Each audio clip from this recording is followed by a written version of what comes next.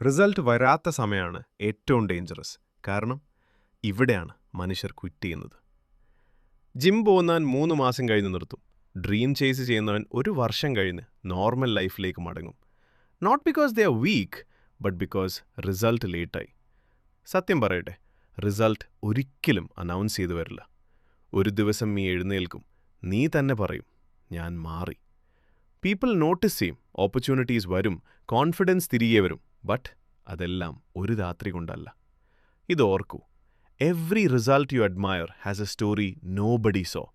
Late nights, self doubt, zero support and silence. അവർ strong ആയത് motivation കൊണ്ടല്ല, consistency കൊണ്ടാണ്. ഇന്ന് നിന്നെ ഇഗ്നോർ ചെയ്യുന്നവർ നാളെ നിന്നെ കോട്ട് ചെയ്യും. ഇന്ന് പോസിബിൾ അല്ല എന്ന് പറഞ്ഞവർ നാളെ how did you do it എന്ന് ചോദിക്കും.